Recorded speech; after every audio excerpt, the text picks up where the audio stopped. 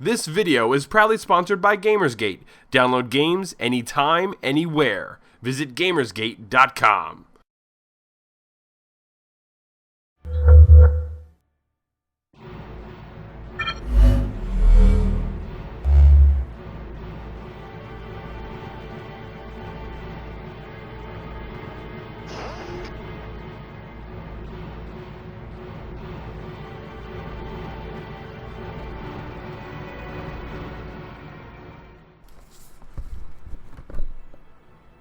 Welcome to Elder Geeks Elder Speak. Today is Thursday, September 6th, 2012. My name is Randy Asenchak, editor of ElderGeek.com. If you're unfamiliar with what Elder Speak is, it is a daily video digest of all the, or at least some of the interesting news about video games and general geekery around the internet. I gather them all here, put them into a video format. In the background, you get to see the video game that I'm playing for the day. Today, everybody gets to see more Final Fantasy Tactics, and that's because I played it a little bit yesterday, and gosh darn it, I made a little template for it to appear in the video properly, and I'm going to use that template again.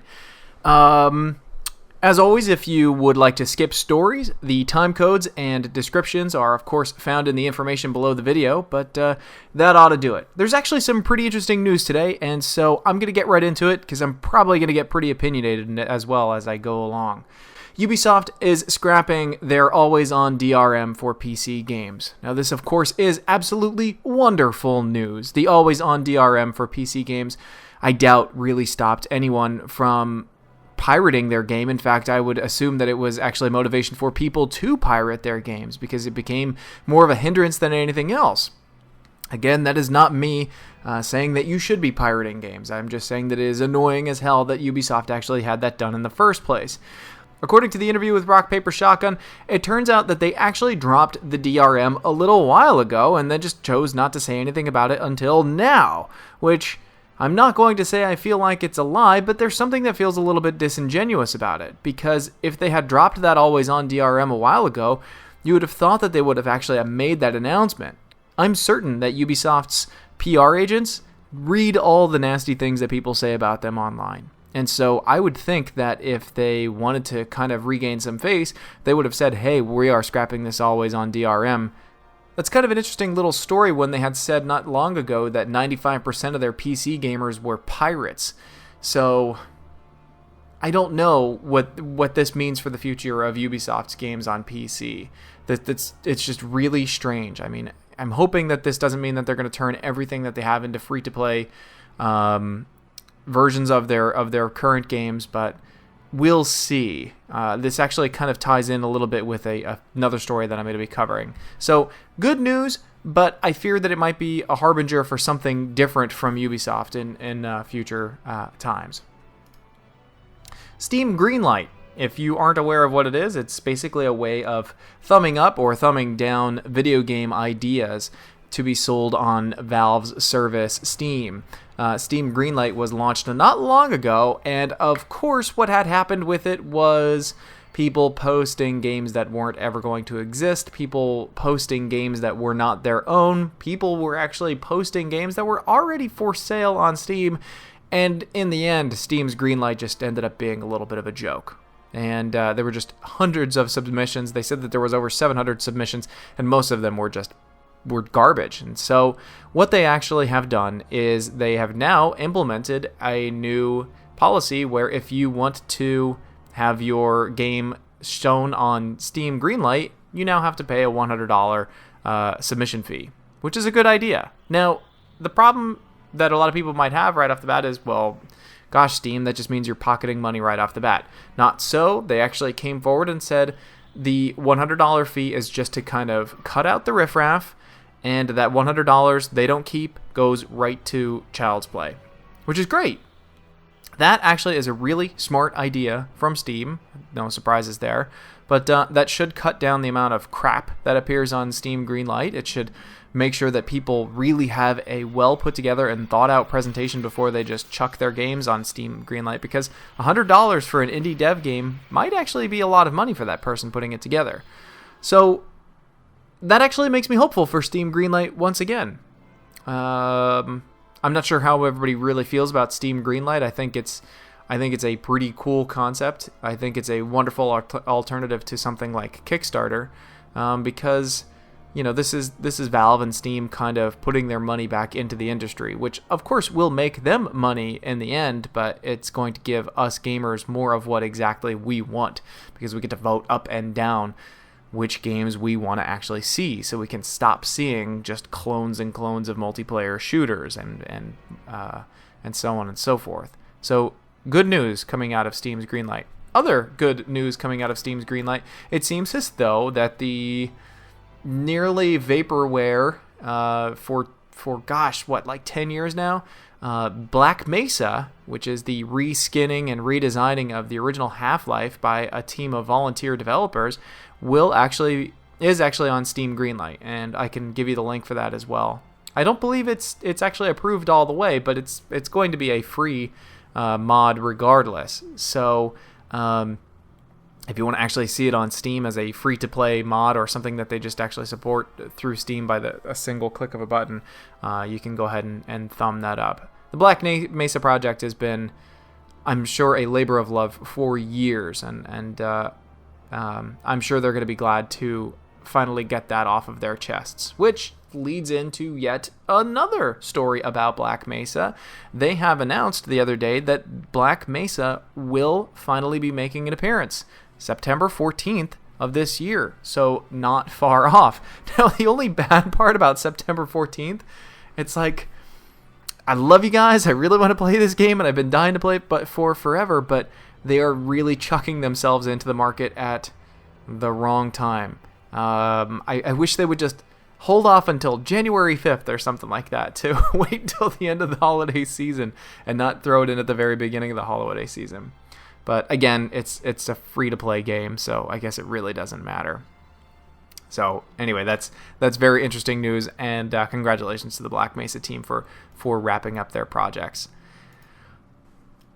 According to the NPD Group, there is just over 211 million gamers here in the U.S. that play video games, which they are saying is a 5% decline, close to a 12 million gamer decline when compared to 2011. Now, that's actually kind of big news. Video gaming as a hobby, falling a little bit here in the States. I'm not saying this is a worldwide phenomenon because the NPD Group only did their study for the U.S., but I think that's a pretty significant story. What they are actually suggesting, on the other hand, is that mobile gamers are on the rise, because the amount of people playing mobile games has gone up, and they are saying that the number of core gamers has kind of gone down. I think that's shocking news, but I think that the way they're presenting their findings is a little bit, again, I don't want to use the word disingenuous, but it seems a little bit flawed. They break down their gamers into 6 groups. They break them down into core gamers, digital gamers, mobile gamers, family and kid gamers, avid PC, and light PC gamers. Now, when I look at that group, I really don't see gamers as a 6-group bunch. I would say that mobile gamers could be, of course, a group of their own, but digital gamers and light PC gamers there might be a lot of crossover there. And the big crossover area that really kind of bothers me is this separation of core gamers and avid PC gamers. I don't know why they split those apart. These are the avid gamers.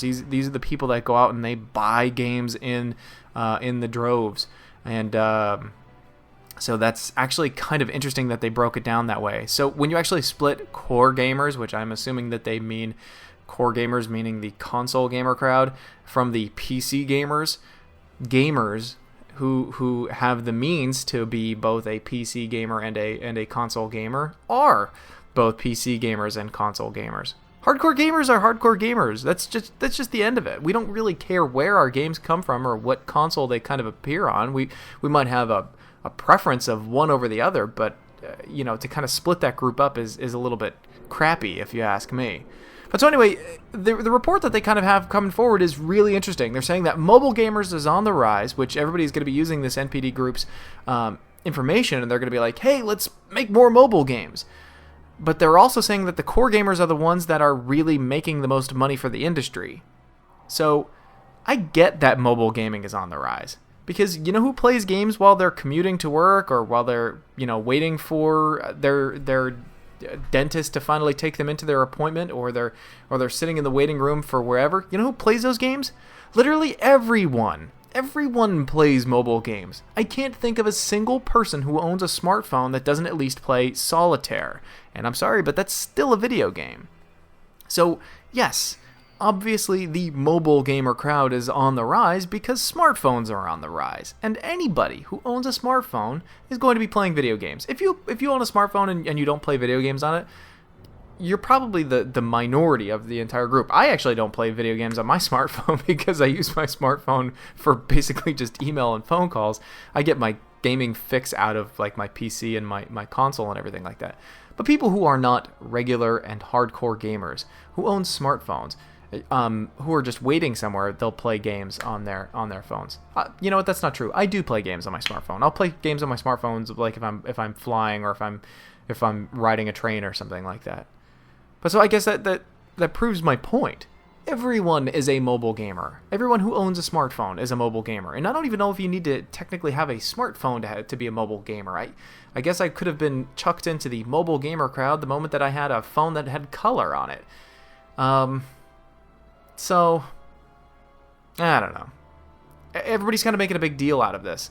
They're not only making the big deal out of the decrease in gamers as a whole. I can see the decrease in the gamers as a whole as a fall of 5%. The market as a whole has done pretty terribly recently, and I'm hoping that hipsterism is actually in the decline as well, which would account for the fall in the number of gamers as well.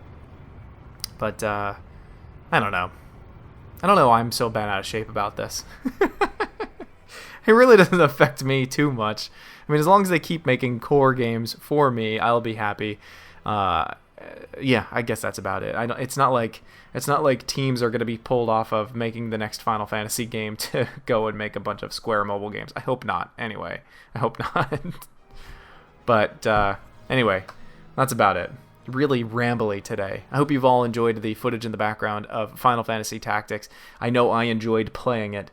As always, if you guys have any comments or questions, feel free to send them to info@elder-geek.com. You can follow me on Twitter, and I swear I'm not a Twitter spammer, but occasionally I'll send a few nuggets of funniness or interesting articles. You can follow me on Twitter @RandyYasenchuk. You can also follow eldergeek.com as a whole at eldergeek.com, spelled out just like we are here, spelled out on YouTube, Facebook, Twitter, and Twitch TV. It's all kind of spelled out.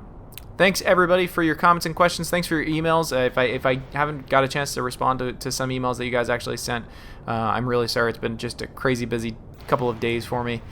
I will hopefully talk to you all tomorrow.